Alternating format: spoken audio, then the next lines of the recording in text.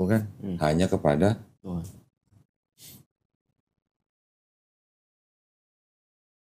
Jadi kalau di 4 gospel ini terlepas daripada siapa yang disalib, kalau Yesus Nabi itu ceritanya masuk akal.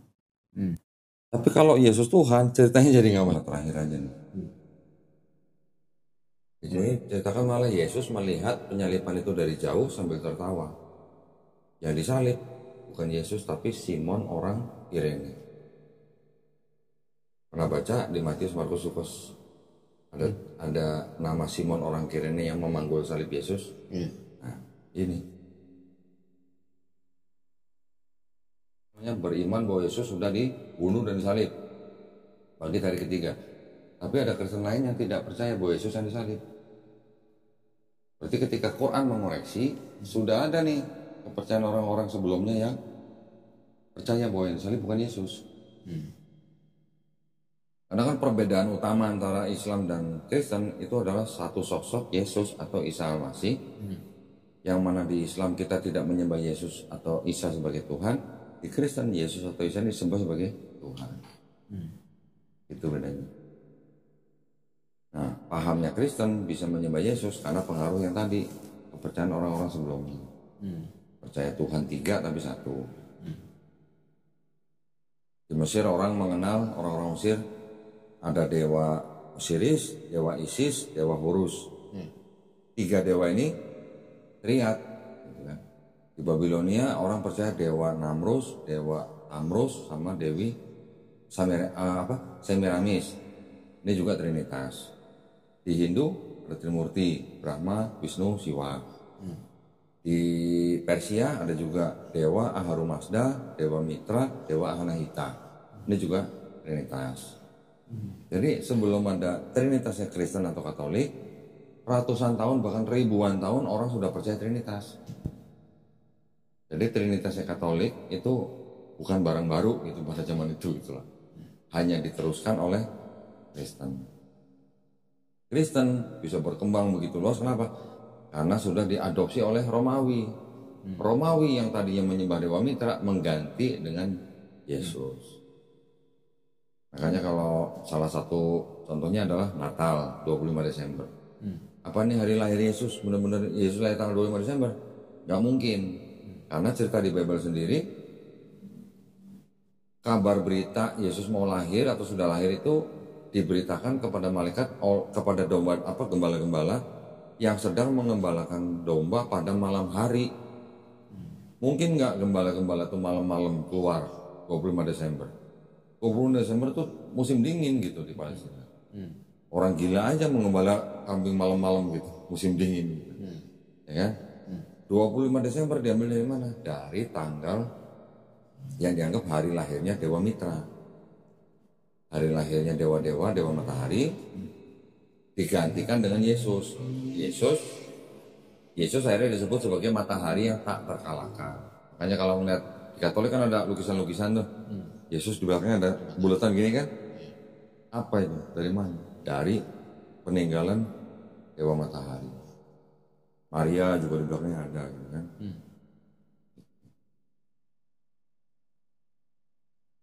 Ya. Ada lagi mau ditanya? Dapat buku ini dari mana nih? Saya pengen belajar juga nih. Amazon. Amazon nggak ada? Amazon ada. Saya banyak beli dari Amazon. Cepet kok sekarang beli dari Amazon. 10 hari nyampe sini. Nggak kena custom saya kok. Pernah. Kena ya pasti ya. Kalau yang mahal ya customnya lumayan. Iya. Saya biasa kirim kalau nggak pakai DHL pakai UPS atau pakai FedEx. Cepet. Mahal. Lumayan. Ongkos kirimnya bisa lebih mahal dari bukunya. Ya, tapi kalau kita butuh dan mau cepet, kalau nggak pakai semacam DHL atau yang express courier, lewat pos bisa nyampe. Ada yang pakai tracking code, ada yang tidak. Yang pakai tracking code aja kadang bisa hilang. Apalagi nggak pakai tracking code. Tapi kalau express kan dia setiap perpindahan itu kan ada update gitu. Dari toko ke DHL ke tempat hub centernya, hub center nanti ke airport sampai ke airport luar negeri, sampai apa namanya handling dan segala macam, sampai cukai, bayar cukai, nanti kita bayar, begitu keluar langsung saya pakai. Banyak yang saya beli dari sana, dari luar.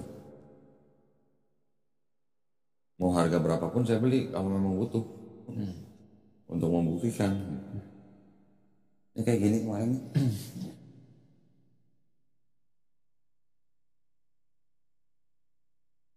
Coba, ada nggak di Gramedia nih? Enggak. Ada. Dari mana yang begini? Ini leksikon ini, konkordan. Kadang saya juga harus beli bekas.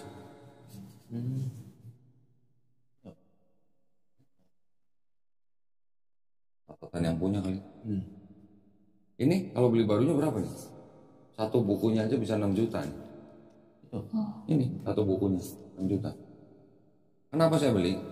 Karena di dalamnya ada konfirmasi bahwa yang disebut dengan gubernur atau wali negeri Syria Quirinius membuat sensus tahun 6 Masehi. Ya. Sedangkan itu sesuai dengan Lukas. Di Lukas disebutkan Yesus lahir ketika Quirinius jadi wali negeri Syria. Di sini dipastikan Quirinius jadi wali negeri Syria tahun 6 Masehi. Sedangkan di Matius disebutkan Yesus lahir pada zaman Herodes Agung. Herodes Agung meninggalnya tahun 4 sebelum Masehi. Berarti Yesus kan lahirnya sebelum tahun 4 sebelum Masehi. Ada kitab lagi punya Katolik mengkonfirmasi bahwa Yesus lahirnya memang mungkin tahun 6 sebelum Masehi.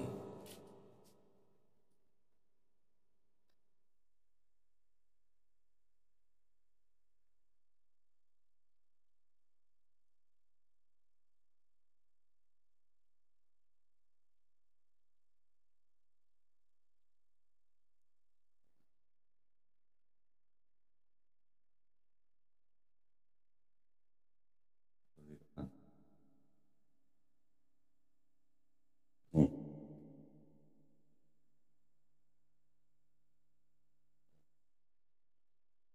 ...35 sebelum Masehi, di bawahnya 1986. 6 sebelum Masehi, mungkin tahun Yesus lahir.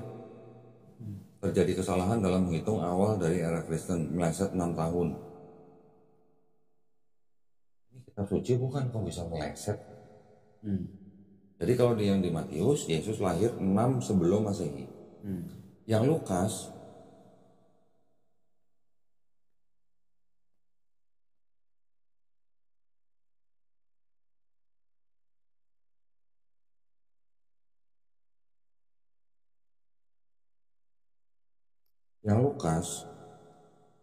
Yesus lahir ketika Quirinius jadi wali negeri. Wali negeri 6 Masehi. Berarti tadi 6 sebelum Masehi, ini 6 Masehi. Beda berapa? 12 tahun. Lukas Khilaf. Ada tulisan Lukas Khilaf. Gimana? Lukas Khilaf. Bisakah? Berarti kalau begitu kitab ini diandalkan gitu maksudnya. Kalau penulisnya khilaf. Kalau khilaf itu berarti diilhami Roh Kudus apa enggak gitu. Jadi ada beda 12 tahun antara Yesus lahir di cerita Lukas dan cerita Matius. Kalau beda 12 tahun, ini Yesus yang berbeda atau Yesus yang sama gitu maksudnya. 12 tahun loh bedanya loh. Yang satu Raja Herodes, yang satu zaman Quirinius. Ini dua orang yang berbeda gitu. Yang di Matius tidak pernah menyebut Quirinius, yang di Lukas tidak pernah menyebut Herodes Agung. Karena Quirinius ditunjuk menjadi wali negeri Syria ketika dia ditugaskan melucuti anaknya Herodes Agung. Lah yang ini kok bisa cerita Yesus lahirnya pada zaman bapaknya. Yang ini diceritakan Yesus lahir pada zaman anaknya gitu loh. Beda 12 tahun gitu. Apakah ini ada dua Yesus yang beda? Gimana? Gitu maksudnya. Yang seperti ini aja harus saya beli ini. Karena ada catatan-catatan seperti itu tadi tuh. Ini kan bilangnya apa? Pastoral. Pastoral Katolik. Pastoral juga bukan untuk jemaat biasa. Ini nggak dijual juga. Ini jual. Tuh, ininya pastor.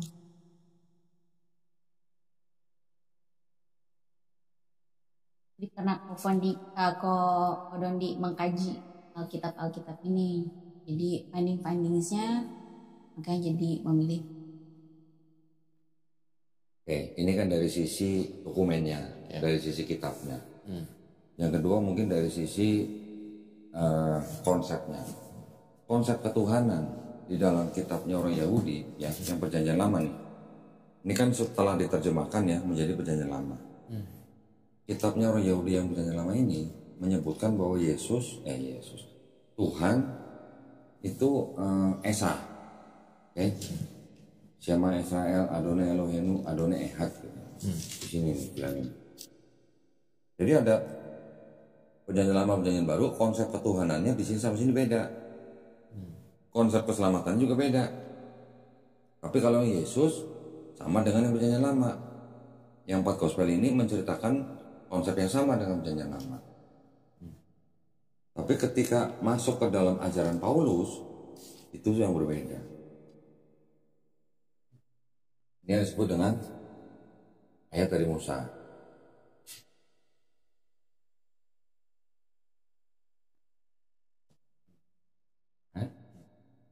Terus kemudian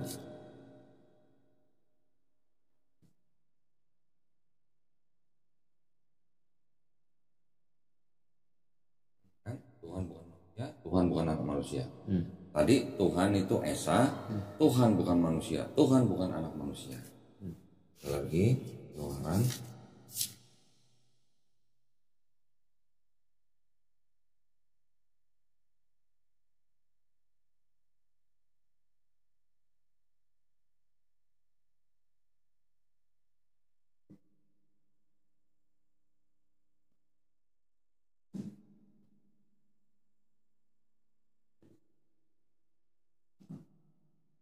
ada kalimat di situ, tidak ada sesuatu apapun yang serupa dengan aku di bumi, ya kan? Ya, bahwa tidak ada seperti aku di seluruh bumi. Bukan. Lagi, Apakah sudah lama aku? kan? Tidak ada yang seperti aku di seluruh bumi. Kemudian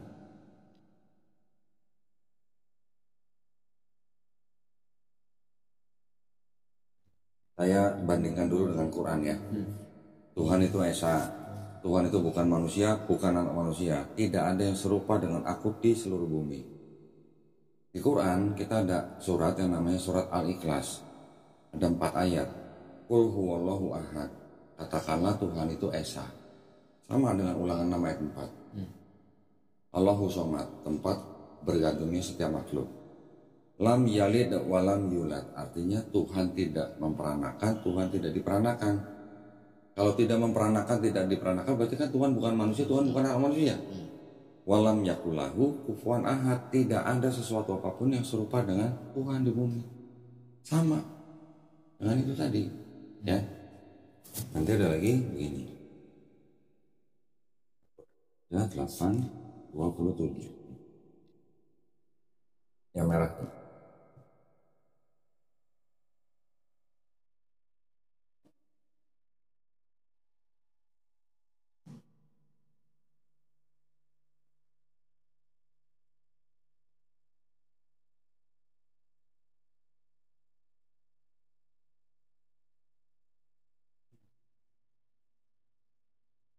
Tanya, langit yang mengatasi segala langit tidak bisa memuat engkau. Ya. Ini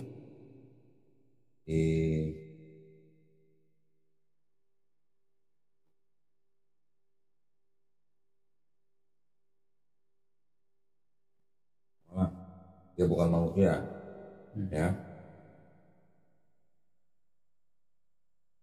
Ayub 37.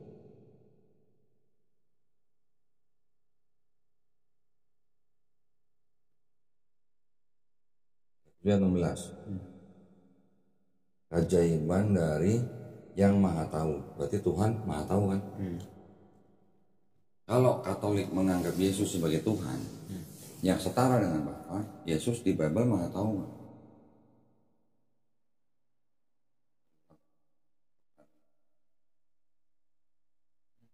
Maha tahu nggak Yesus? Maha tahu. Ya. Markus 13:32. Tapi tentang hari itu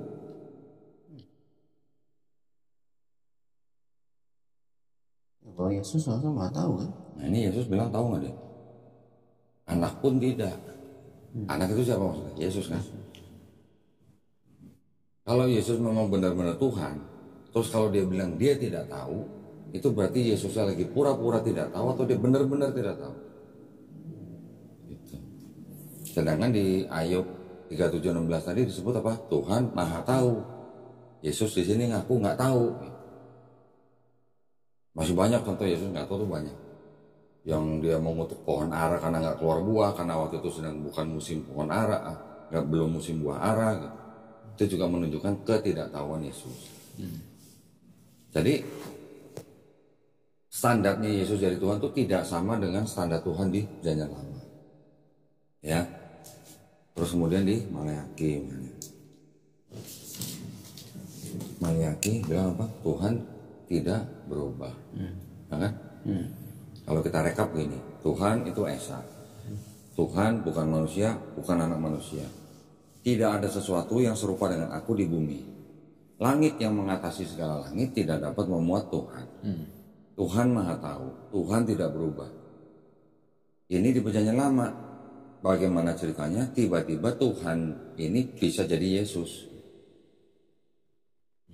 Itu yang saya bilang kontradiksi. Karena Perjanjian Lama semua tidak ada yang percaya Tuhan tuh manusia, itu bisa jadi manusia. Nah, berarti kan bisa jadi manusia itu ajaran siapa? Yang tadi saya bilang, yang ada Yunani, Romawi, Persia, Babilonia, India, Mesir. Paham itu yang masuk ke dalam Perjanjian Baru. Kalau yang Yunani disebut Helenisme, kalau yang Romawi disebut paganisme. Ya, buktinya mana? Dan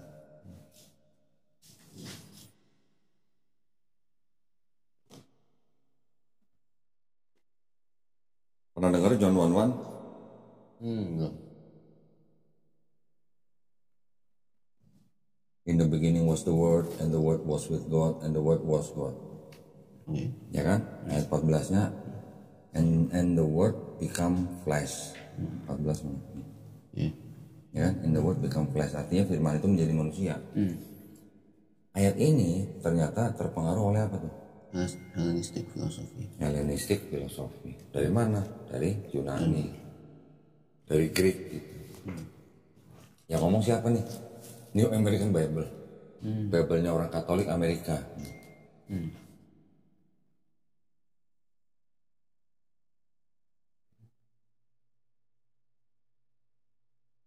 Masih banyak bukti-bukti yang lain.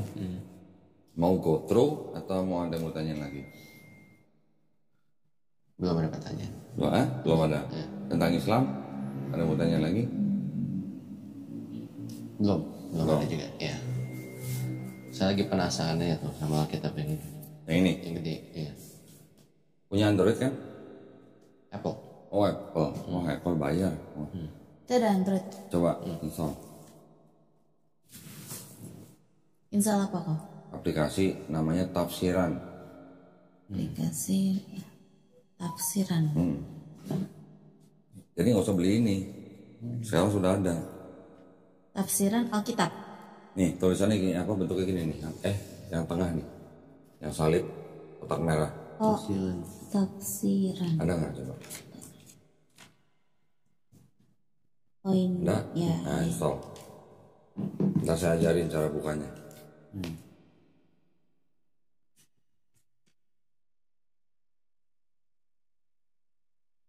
Tadi satu. Ya. Ini udah kok. Nih, pokoknya gini. Nih, apa? Pen. Cari di nih Matius apa? 1 Yohanes, ya kan? Nih 1 Yohanes 5 ayat 7. Oke. Terus klik yang Yerusalem.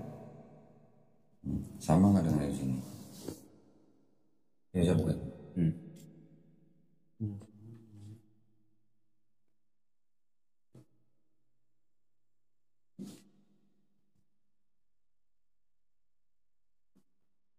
Catatan ini sama nggak coba?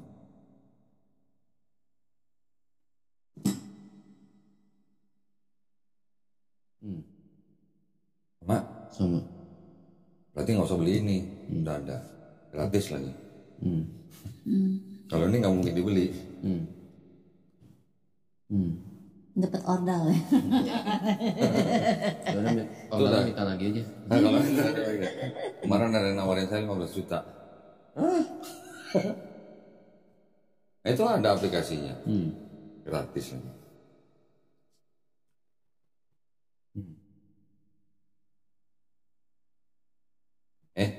Ini dari sisi dokumennya. Terus tadi saya bilang gini, dari sisi konsep keselamatannya, ya konsep keselamatan. Di Perjanjian Lama, kembali lagi nih kita ke ajaran Yahudi. Di dalam Yahudi tidak ada konsep orang bisa menebus dosa orang lain. Ya, ada ayatnya begini. Di Islam juga nggak ada konsep orang bisa menebus dosa orang lain. Ulangan 24 ayat 16.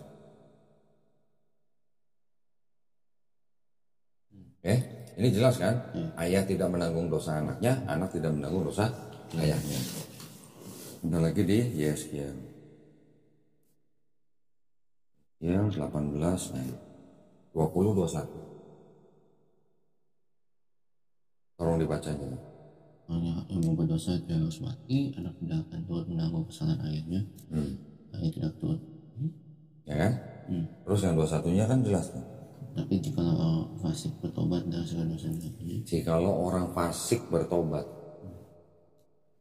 Fasik itu kan artinya orang melakukan dosa terus menerus.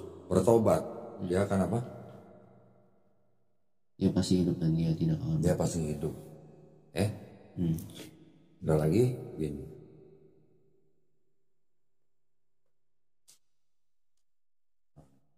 Saya 1:16 sampai 18. Coba tolong baca. Masalah bersih dan ilmu jauhkanlah. Ini judulnya bertobat nih ya. Bertobat lebih baik daripada mempersembahkan kurban. Perbuatan-perbuatan baik jahat dari keluargaku, bantu membuat baik. Ajar berbuat baik.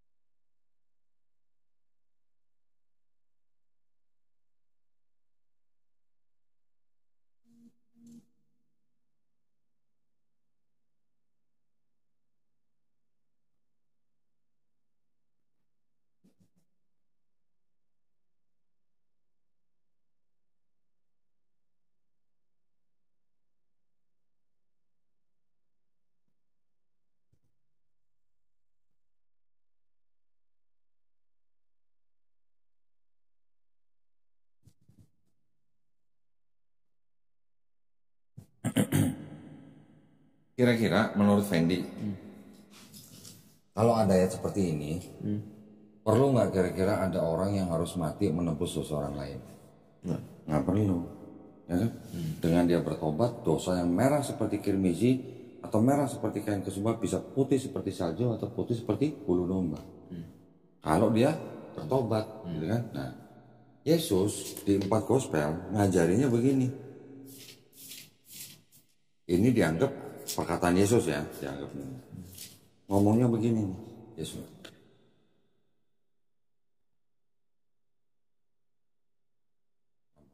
Kalau kamu tidak bertobat, dan menjadi seperti anak kecil, kamu tidak masuk kerajaan surga. Yesus cuma ngajarin bertobat kalau mau masuk surga, ya kan? Contoh kasus nih, ini kan dianggap perkataan Yesus. Yesus ngomong kepada murid-muridnya. Misalnya ada orang lain mendengar, Yesus bilang kalau lu nggak bertobat lu nggak masuk surga. Misalnya ada orang lain mendengar, terus kemudian dia bertobat, terus kemudian dia mati. Kira-kira dia masuk surga apa enggak? Masuk surga. Dengan berdasarkan perkataan ini ya, kalau dia bertobat, dia harus masuk surga. Tapi kan Yesus belum disalib waktu ngomong ini. Ya kan? Belum disalib. Berarti kalau orang itu bertobat dan dia masuk surga, berarti Yesus perlu nggak disalib buat tembus dosa orang ini? Nah gitu maksudnya.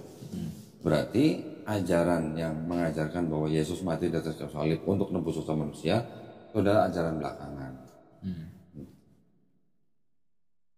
Ya? Contoh lagi, sekarang gini, Fendi percaya sebagai orang Katolik, Fendi percaya bahwa Yesus yang mati di atas kayu salib itu kan nembus dosa Fendi. Kalau Fendi dikasih kesempatan bisa ngelihat Yesus sebelum disalib, Fendi mau nolong Yesus supaya tidak disalib, atau Fendi mau nolong tentara Romawi nyalib Yesus?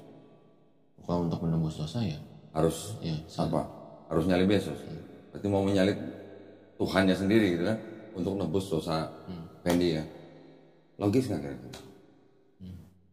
Ya. Sekali lagi, Fendi percaya Yesus mati di atas kayu salib untuk nebus dosa Fendi, ya kan? Yang nyalib Yesus tentara Romawi, disuruh sama Pontius Pilatus, diminta oleh imam-imam Yahudi, diserahkan oleh siapa? Yudas Iskariot. Yudas Iskariot bisa menyerahkan Yesus ke imam Yahudi karena dibisikin siapa? Tahu nggak? Dibisikin siapa?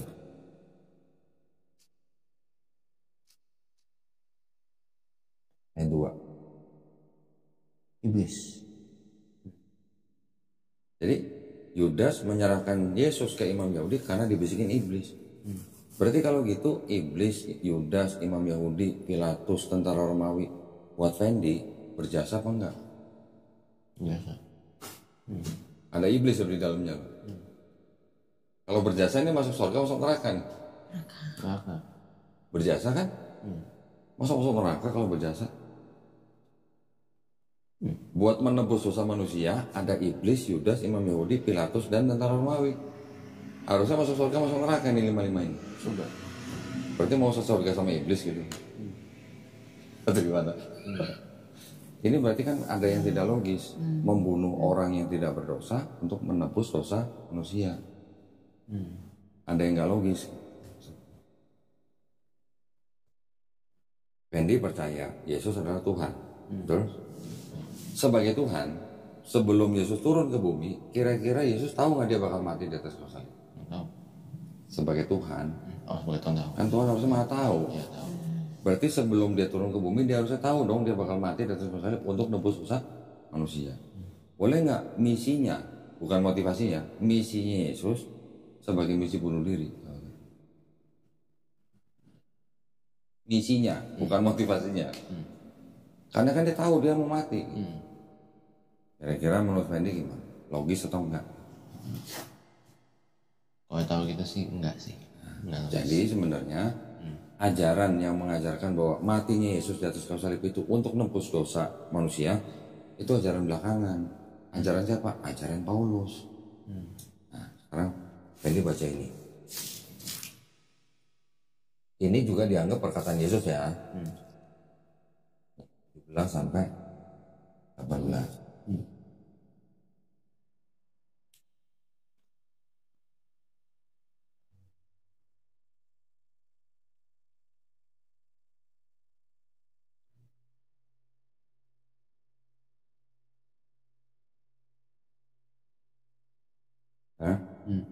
Yesus kan bilang, jangan kamu menyangka aku datang untuk meniadakan hukum Taurat.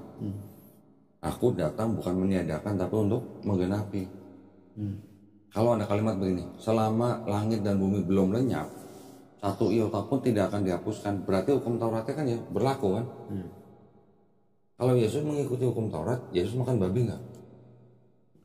Enggak, karena di sini perjanjian lama dalam hukum Taurat babi haram.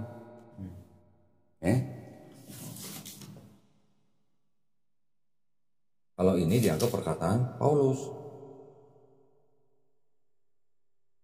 2:15. Kok kalau dia. Ini.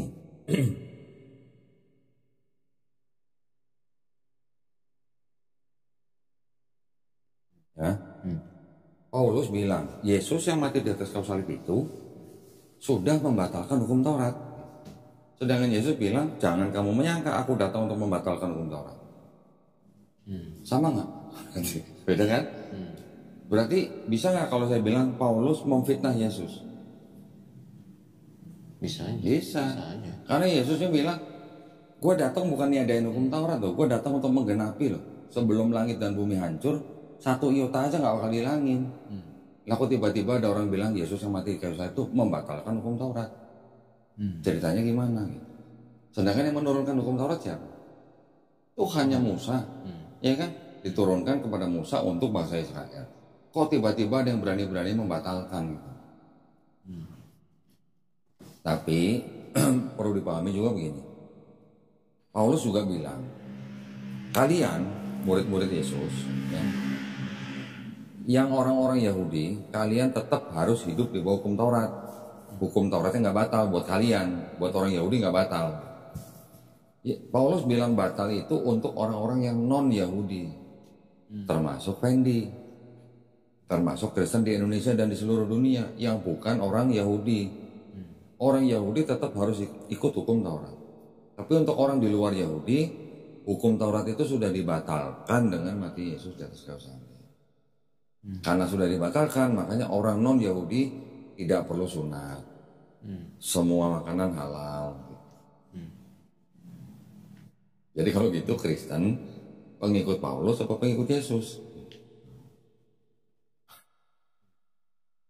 Nah, nanti ada lagi begini. Roma.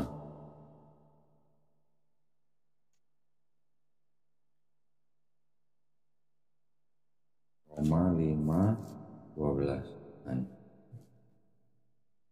Coba dibaca dulu. Saya ke toilet dulu. Ya kok. Ya,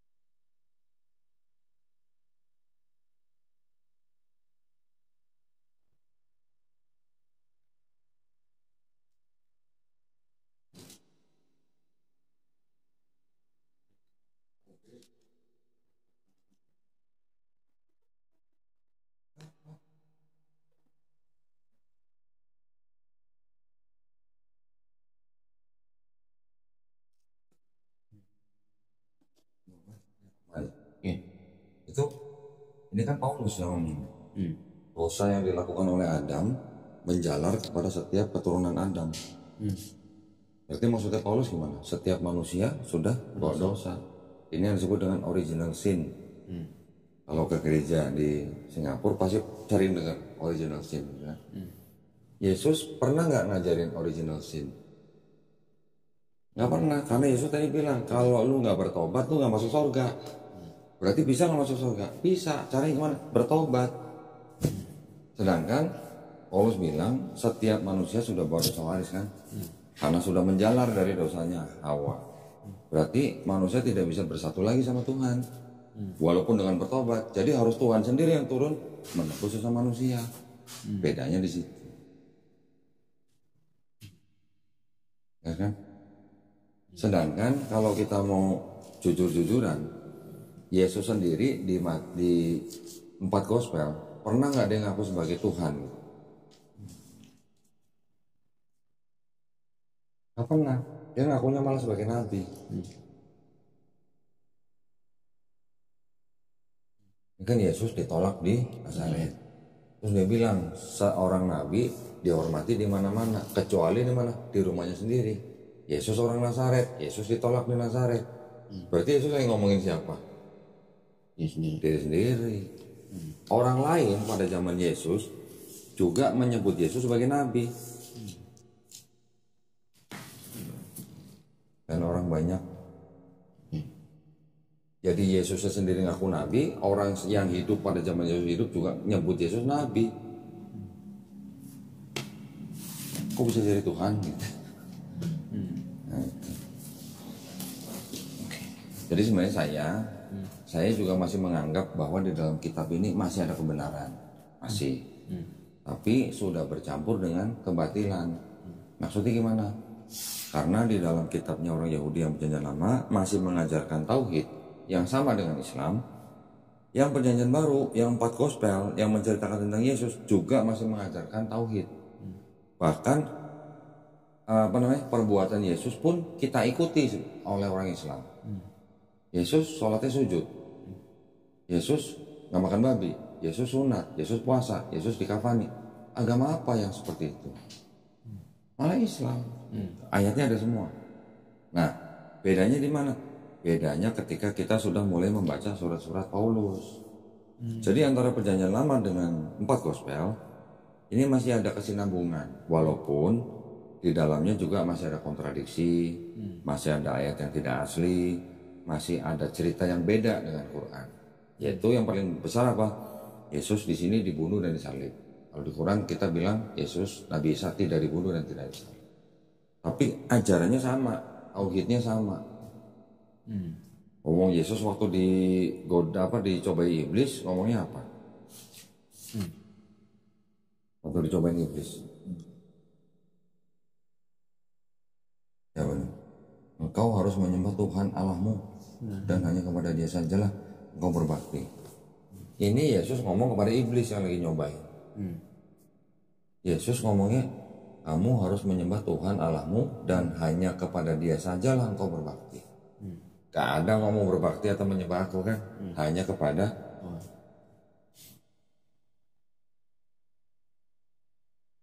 Jadi kalau di 4 gospel ini terlepas daripada siapa yang disalib, kalau Yesus Nabi itu ceritanya masuk akal. Tapi kalau Yesus Tuhan ceritanya jadi nggak masuk akal. Gitu.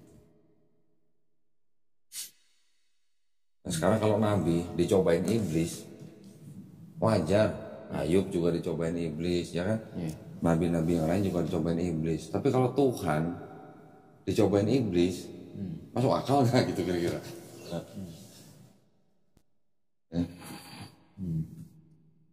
Pokoknya setelah ajaran Paulus itulah jadi sudah kontradiksi dengan perjanjian lama dan ajaran Yesus.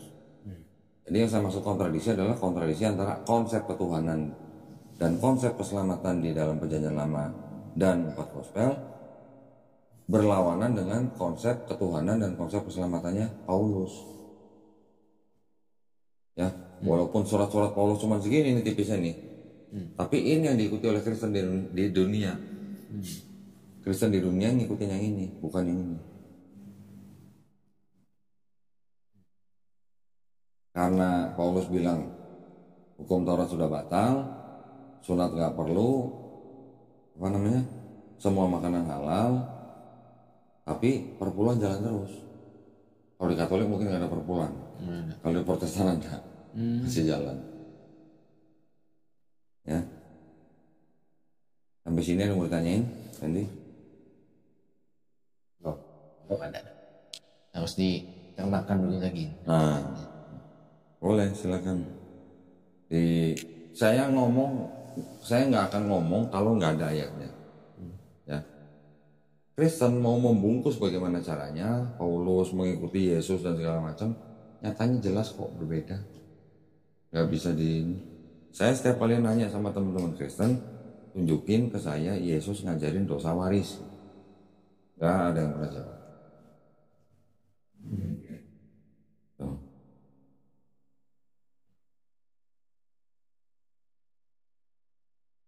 Kalau misalnya Fendi ada referensi nih nggak, kalau misalnya Fendi mau belajar apa misalnya kayak sholat kayak gitu, ada referensi ustadz yang apa yang bisa ngajarin Fendi gitu? Dari kita nanti. Oh, Dari kita. oke. Ya, jadi ketika orang sudah masuk Islam, kita buatin sertifikat, urus administrasi, ganti KTP. Setelah itu kita bina. Kita kirim guru privat ke rumah. Sudah sunat belum? Belum. Nanti kita kirim juru sunat ke rumah. Sunat di rumah. Gratis semuanya, nggak ada yang bayar. Semuanya gratis. Nggak usah keluar rumah. Tunggu di rumah, tentuin hari, tanggal, jam berapa, juru sunat kita datang ke rumah. Atau kalau mau datang ke sini, dekat sini juga ada klinik yang kerjasama sama kita, bisa sunat di situ. Nggak usah bayar, kita yang bayar. Setelah itu belajar Islam, mulai dari nol, kita kirim gurunya ke rumah. Gratis juga. Seminggu kita kasih jatah 2 kali. 1 kali datang 90 menit. Ya, belajar mulai niat, wudu, sholat, sampai bisa baca Quran. Semua kita sediain, bukunya kita sediain. Buat sholat kita sediain sajadah. Buat ngajarin ikromnya kita sediain bukunya ikrom. Sampai kita sediain Qurannya. Sampai kita sediain gurunya. Kurang apa coba? Jadi tinggal Fendinya aja menyediakan waktunya sendiri gitu. Kita nanti nyesuaiin. Nanti gurunya ngikutin jadwal yang Fendi bisa. Kan kita tahu lah Fendi kerja. Hari kerja biasa mungkin nggak bisa, biasanya malam. Diikutin sama gurunya. Nanti kita cari guru yang rumahnya dekat dengan rumah Fendi. Gitu. Kalau cowok gurunya cowok, kalau cewek gurunya cewek.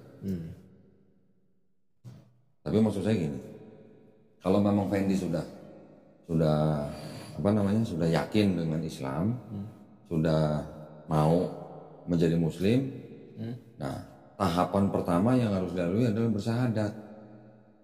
Bersyahadat bukan berarti harus sunat dulu atau apa ritual apa dulu, enggak.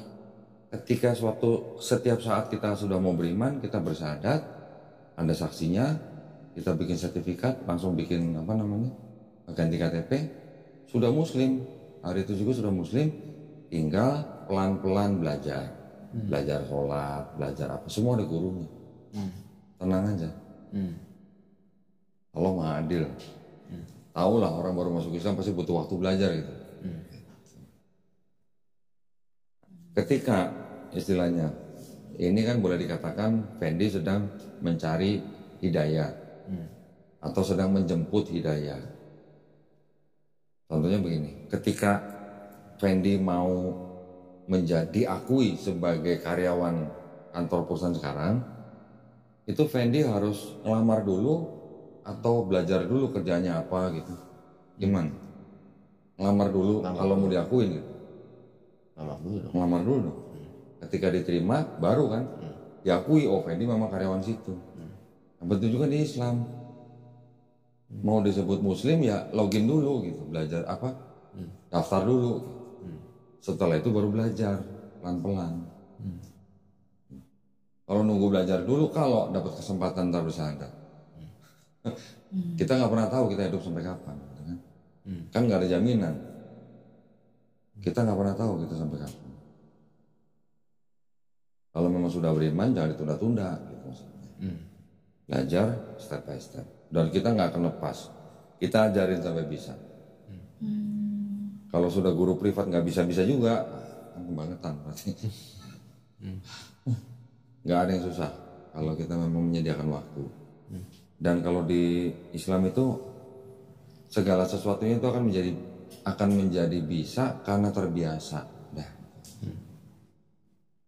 Sholat, gerakan sholat, ya gerakannya gitu-gitu aja. Pagi 2 rakaat, siang, zuhur, asar 4 rakaat, 4 rakaat, maghrib 3 rakaat, isya 4 rakaat. Gerakannya begitu aja. Bacaannya Al-Fatihah. Nah, nanti baru ditambah dengan surat pendek 2 rakaat pertama. Sehari 5 kali, seminggu pasti bisa. Bener. Saya dulu bacaan sholat saya print atau di print sama istri saya ditaruh di depan sajadah. Atau di kantor, kalau di kantor dulu saya ditempel di dinding. Jadi ketika saya belajar sholat saya tinggal baca aja, nggak apa-apa. Nanti di rumah sambil pegang buku juga nggak apa-apa, atau pegang handphone nggak apa-apa. Kita praktek sehari 5 kali, seminggu pasti bisa. Pelan-pelan nanti ngapalin surat-surat pendek supaya kalau kita sampai sholat sendiri kita sudah lengkap gitu bacaannya. Tapi kalau belum bisa juga tinggal ikut sholat di masjid menjadi makmum, apa yang dibaca imam kita tinggal dengerin sambil baca subhanallah subhanallah subhanallah, cukup. Kalau belum bisa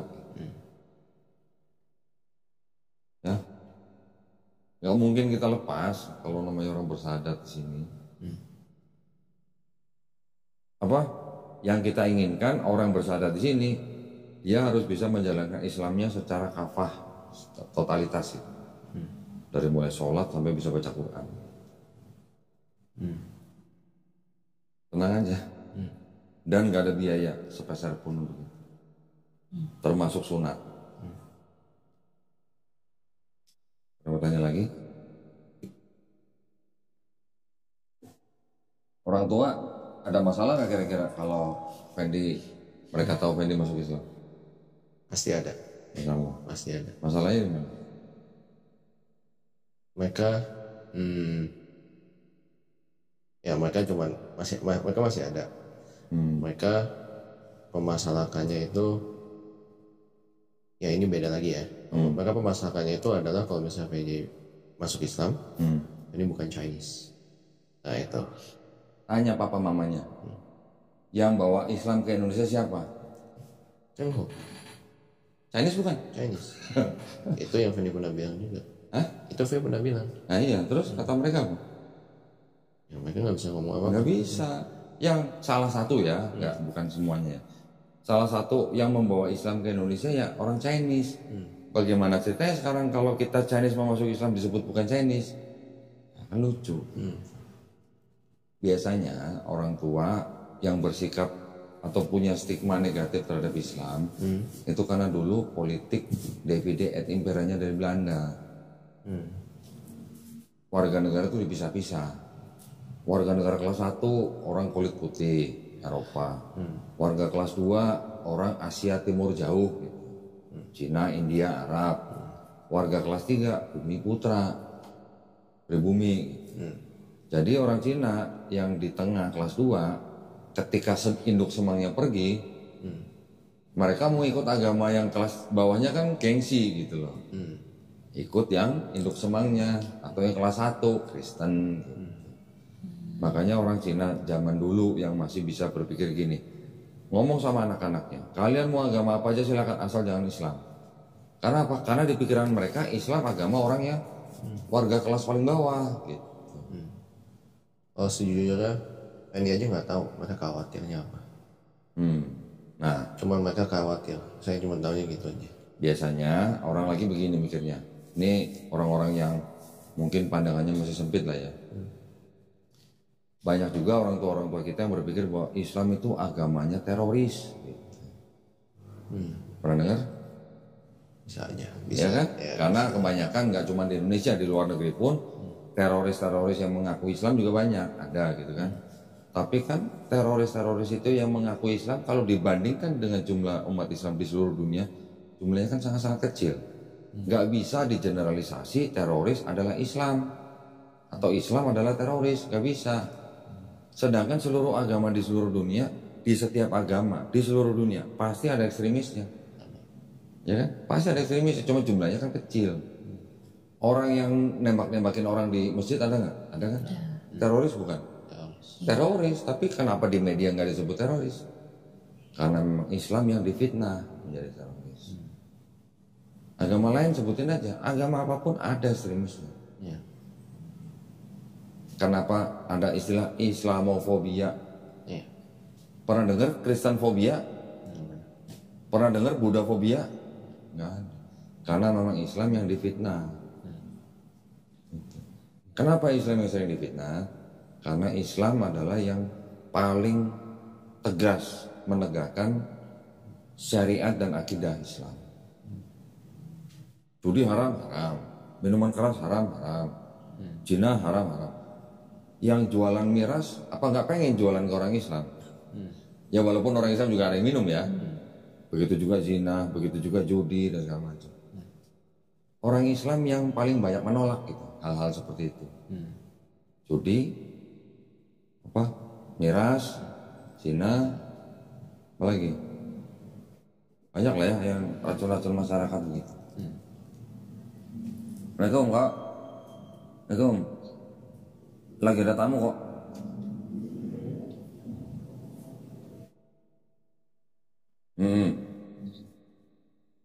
Ya boleh, ke suci aja.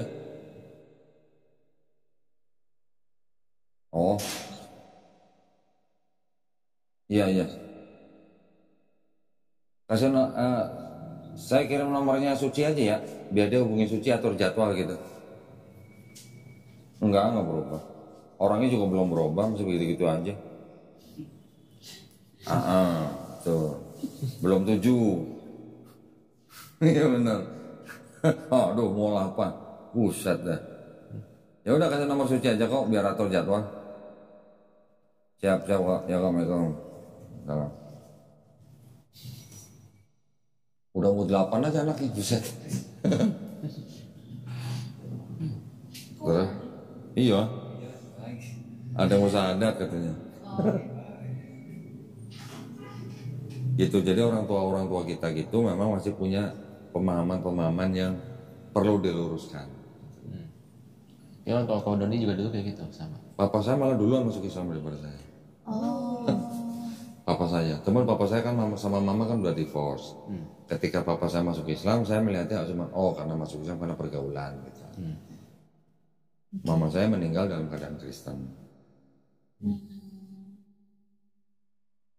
Bahkan saya pernah dengar orang tua ada yang bilang sama anaknya, jangan sampai lu masuk masjid gitu. Jangan sampai ketemu ustadz gitu. Sampai yang begitu. Kita nggak perlu gini kayak Fendi ya, apalagi Fendi udah dewasa, udah kerja, udah mandiri kan istilahnya. Hidup sendiri atau sama orang tua? Sendiri. Apalagi sendiri. Anak seperti Fendi ini kan sebenarnya udah mandiri. Di Indonesia itu kan setiap warga negara dijamin haknya untuk memilih dan menjalankan agama dan kepercayaan masing-masing. Kalau Fendi ada apa istilahnya tahu orang tuanya nanti keberatan dan segala macam, belum tentu yang dikhawatirkan Fendi terjadi. Belum tentu terjadi. Kalaupun terjadi, ada kita. Kita bisa bantu. Mau dalam bentuk apa kita bisa bantu. Bantuan hukum kita ada. Bantuan rumah singgah pun kita ada. Sampai ada mualaf diusir sama orang tuanya gitu. Kita bisa bantu, kita tampung. Mualaf sampai disekap sama keluarganya, kita bisa samperin. Gitu. Negosiasi atau komunikasi gitu lah. Itu udah hal-hal biasa namanya. Dunia permualafan gitu. Mualaf ada yang meninggal, kita yang urus. Nggak perlu bayar keluarganya. Kita yang urus. Oke. Kita ada karena kita mau membantu orang-orang seperti Fendi gitu. Oke. Jadi gimana? Saya harus pelajari lagi dulu. Pelajari lagi.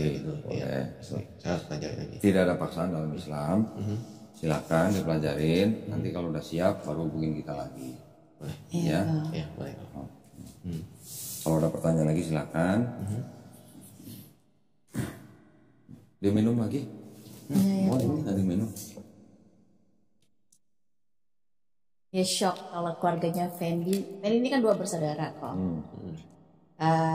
Cicinya dia kebetulan seumuran saya, tapi dia 6 bulan di bawah saya. Jadi Fendi ini nggak pernah pacaran sama Chinese. Saya kan Batak Palembang. Jadi satu yang ditentang sama keluarganya Fendi, mami papinya sih nggak pernah ngomong. Kebetulan saya kenal, tapi as a vendor dan saya ini kan saya ngurusin as a procurement gitu.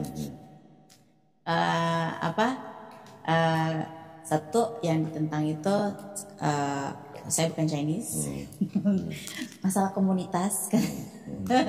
Terus yang kedua saya Muslim, sama yang ketiga adalah saya lebih tua dari Fendi gitu. Tapi yang ekstrim, memang Fendi bilang ini ekstrim banget di dalam kehidupannya. Di keluarganya. Fendi, iya, pengalaman sebenarnya Fendi paling ekstrim ini. Jadi itu kekhawatiran mami, papi dan cicinya. Gitu. Saya kemarin itu sebelum Gongsi Paca itu saya ketemu sama cicinya kan. Dia tinggal di Singapura kok. Ditanya lah gitu kan. Karena ini akan sulit kata dia di keluarganya kami gitu. Emang ini sudah saya bicarakan dengan Fendi di awal sebelum kami menjalani hubungan gitu. Dan saya bilang sama cicinya, saya tidak pernah memaksa Fendi untuk masuk Islam. Memang saya ada prinsip kalau menikah itu harus seiman, karena almarhum papa saya ada pesan ke mama saya, kedua anak-anaknya harus seiman kalau menikah. Nah, tapi saya tidak pernah memaksa Fendi untuk masuk Islam karena memeluk agama itu panggilan hati kan.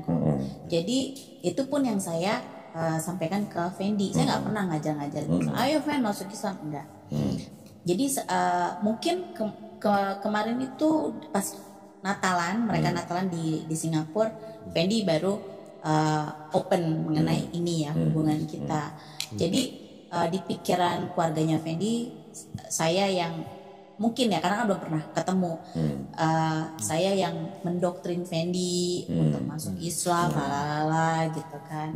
Makanya kemarin pas ketemu dengan cicinya langsung saya bilang saya tidak pernah mendoktrin Fendi atau bahkan mengajarkan Fendi, sampai detik ini pun tidak pernah. Itu semua panggilan hati. Biasanya pertimbangan-pertimbangan seperti itu kan dikarenakan apa? Karena adat, dengan adat dan tradisi.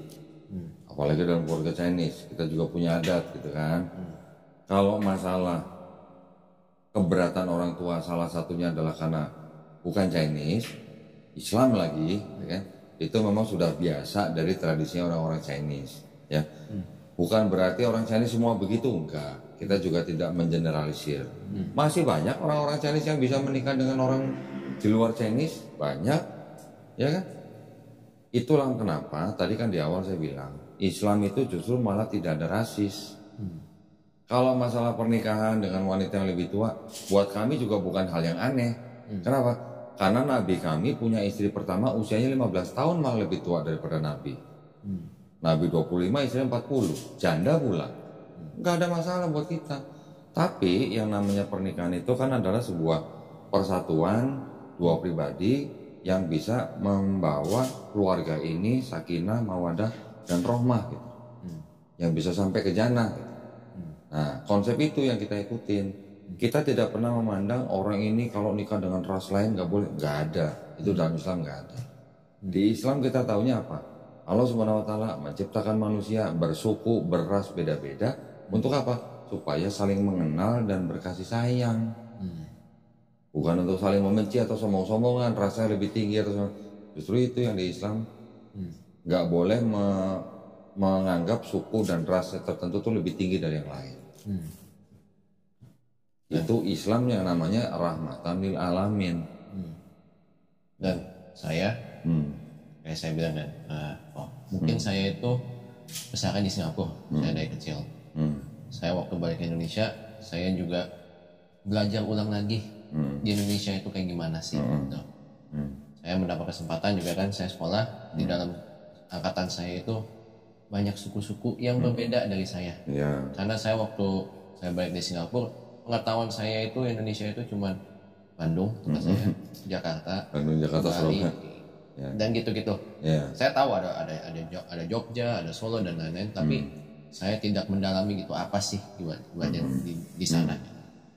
Saya waktu saya sekolah di angkatan saya masuk angkatan saya itu, nah saya baru mulai belajar gitu.